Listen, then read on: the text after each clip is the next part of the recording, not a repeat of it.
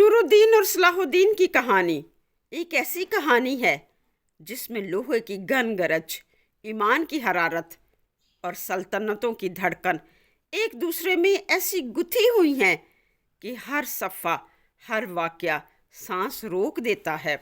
دمشق کی فضا میں صلیبی بیرکوں کا زہر پھیلا ہوا تھا، شہروں کی فصیلیں لرز رہی تھیں، بازاروں کی رونق ماند پڑ چکی تھی اور شام کی عظمت دشمن کے نرخے میں دم توڑتی محسوس ہوتی تھی۔ اسی گھڑی صلاح الدین ایوبی کی تلوار میں بجلی کی کاٹ اور دل میں ایمان کی حرارت جاگ اٹھی۔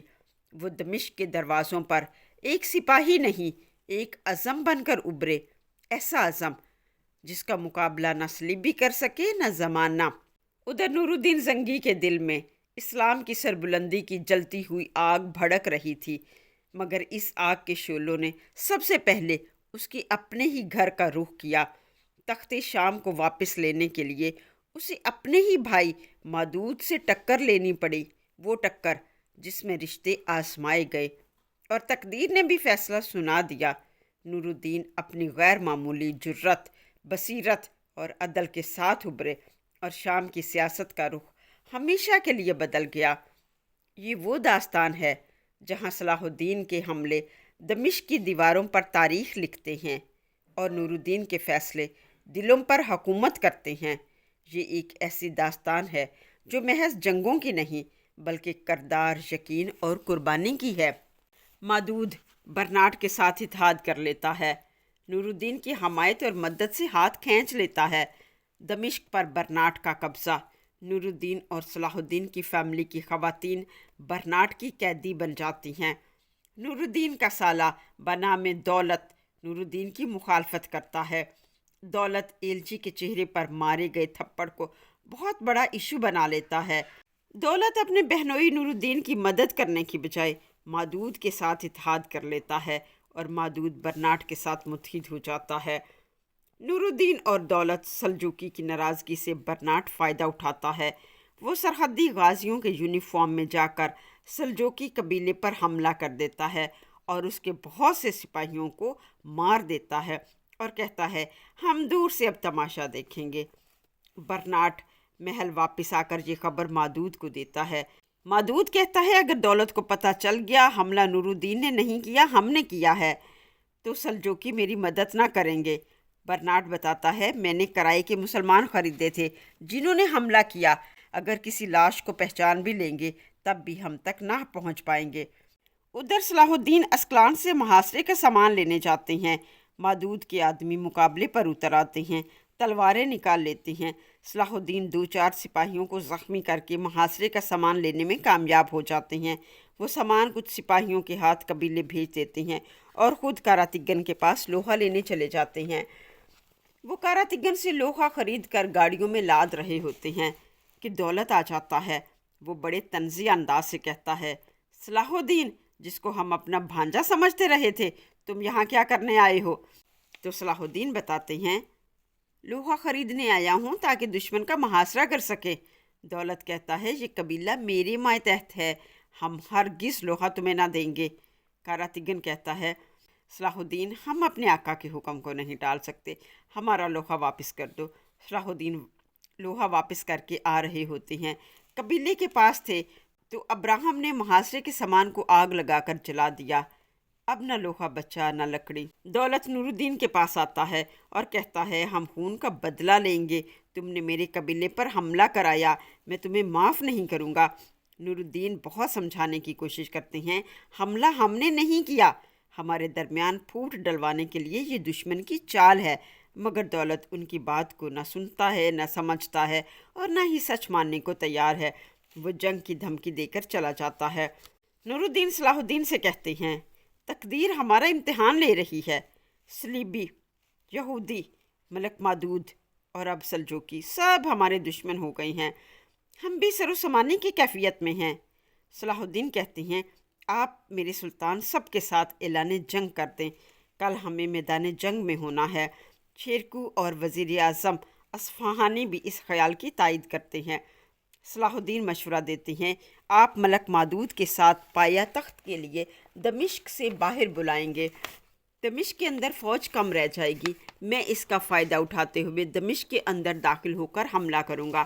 نور الدین کہتے ہیں، یہ بہت مشکل ٹاسک ہے صلاح الدین، تمہاری زندگی دمشق سے کم اہم نہیں ہے، تمہارے پاس چند سپاہی ہیں اور وہاں بہت بڑی فوج ہے۔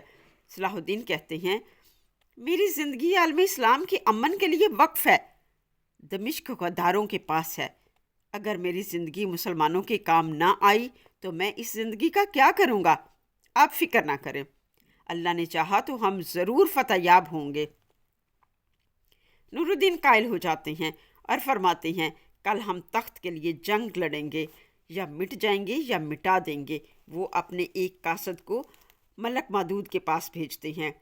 نور الدین کا ایلچی ملک مادود کے پاس جاتا ہے اور نور الدین کا پیغام دیتا ہے اور کہتا ہے، سلطان نور الدین نے فوج تیار کر لی ہے، کل وہ میدان جنگ میں آپ کے منتظر رہیں گے۔ ان کا کہنا ہے، دمشق کے شہر میں جنگ سے عوام متاثر ہوگی، اس لیے جنگ میدان جنگ میں ہوگی۔ ملک مادود کہتا ہے، ٹھیک ہے، کہہ دو اس سے جا کر، موصلہ سے میری فوج آ چکی ہے، سلجوقی میرے ساتھ ہیں، کل وہ میرے ہاتھوں مارا جائے گا، کل میری میدان جنگ میں اس سے ملاقات ہوگی، تلوار فیصلہ کرے گی، تخت کس کو ملے گا، میری سلطانی کے دستاویزات پر اس کے خون سے مہر لگے گی۔ برناٹ مادود کے فیصلے کی مخالفت کرتا ہے، مگر مادود کہتا ہے، یہ فیصلہ میرے بھائی کا ہے، اس نے مجھے للکارا ہے، اگر میں ہارنے لگوں تو تم حملہ کر دینا۔ برناٹ ایگری ہو جاتا ہے، برناٹ بھی فوج کے ساتھ میدان جنگ میں پہنچ جاتا ہے۔ ادھر صلاح الدین اپنے فوجیوں کو واقعہ فیل سنا کر موٹیویٹ کرتے ہیں، خواتین بھی ان کی مدد کے لیے آ جاتی ہیں۔ صلاح الدین ایک سپاہی کی ڈیوٹی لگاتے ہیں، جیسے ہی مادود دمشق سے باہر نکلے مجھے خبر دو، اور باقی فوجیوں کو حکم دیتے ہیں، لکڑیاں جھاڑیاں سب جمع کرو، ہم ان کو آگ لگائیں گے اور آگ کے دھوئیں سے دشمنوں کا دم گھٹ جائے گا۔ برناٹ بھی دمشق کے باہر فوج کے ساتھ مورچے لگا لیتا ہے۔ ابراہم دمشق کے اندر کی حفاظت پر مامور تھا۔ صلاح الدین کے حکم پر جھاڑیوں کو اکٹھا کر کے آگ لگا دی جاتی ہے۔ دھواں دیکھتے ہوئے ابراہم سمجھ آتا ہے، صلاح الدین دمشق میں داخل ہونے کے لیے یہ سب کچھ کر رہا ہے۔ وہ اپنی بھاری فوج فصیل پر مقرر کر دیتا ہے۔ صلاح الدین ساتھیوں سے کہتے ہیں، انہوں نے فصیل پر پہرا بڑھا دیا ہے، ہم پچھلے دروازے سے داخل ہوں گے۔ وہ اپنی فوج کو 3 حصوں میں تقسیم کر دیتے ہیں، ایک دستے کو ساتھ لے کر بیک سائڈ سے بیرونی فصیل سے داخل ہو جاتے ہیں، 2 دستے باہر تعینات کر دیتے ہیں اور حکم دیتے ہیں، میرے اشارے کا انتظار کرو، جیسے ہی میرا اشارہ ملے مین گیٹ سے محل میں داخل ہو جانا۔ صلاح الدین محل میں داخل ہو کر صلیبیوں کا بہادری سے مقابلہ کر کے مین گیٹ کھولنے میں کامیاب ہو جاتے ہیں۔ برناٹ کو خبر ملتی ہے صلاح الدین نے دمشق پر حملہ کر دیا ہے۔ برناٹ اپنی فوج کے ساتھ صلاح الدین کو سبق سکھانے جاتا ہے۔ راستے میں کاراتگن اس پر حملہ کر دیتا ہے اور اس کا راستہ روک دیتا ہے۔ صلاح الدین اور اس کے ساتھی آسانی سے کامیاب ہو جاتے ہیں۔ برناٹ کہتا ہے، تم نے دولت کے ساتھ عہد شکنی کی ہے، اب وہ تمہیں سزا دے گا۔ صلاح الدین کے تینوں دستے محل کے اندر صلیبیوں کا مقابلہ کرتے ہوئے ان کے جھنڈے اتار کر ہلال پرچم نصب کر دیتے ہیں۔ ادھر نور الدین اور ملک مادود کے درمیان مقابلہ ہوتا ہے۔ نور الدین ملک سے کہتے ہیں، لڑائی تخت کی ہے، بہتر ہے کسی بے گناہ کی جان نہ جائے، ہم دونوں مقابلہ کر لیتے ہیں، جو جیت گیا تخت اس کا۔ ملک مادود اس آفر کو تسلیم کر لیتا ہے۔ دونوں بھائیوں میں مقابلہ ہوتا ہے، نور الدین جیت جاتے ہیں۔ مادود کو مارنے ہی والے تھے کہ ان کی والدہ آ جاتی ہیں اور نور الدین کو کہتی ہیں، پہلے تم نے نصیر الدین کو مارا، اس نے غداری کی، اس لیے میں نے صبر کر لیا، اب مادود کی پہلی غلطی سمجھتے ہوئے اس کو معاف کر دو۔ نور الدین اپنی والدہ کے کہنے پر اسے معاف کر دیتے ہیں۔ والدہ مادود سے کہتی ہے، تم اپنے بڑے بھائی سے معافی مانگو اور وعدہ کرو آئندہ کبھی اپنے سلطان کی نافرمانی نہیں کرو گے۔ مادود معافی مانگتا ہے، نور الدین اسے معاف کر دیتے ہیں۔ ادھر سے صلاح الدین نے دمشق فتح کر لیا۔ اس طرح اب نور الدین اپنے تخت پر تھے۔ نور الدین کی والدہ عصمت خاتون سے مل کر بہت خوش ہوتی ہیں اور کہتی ہیں، نورالدین نے ایک بہادر اور عقلمند عورت کا انتخاب کیا ہے۔ اللہ کرے تم اس سلطنت کو وارث عطا کرو۔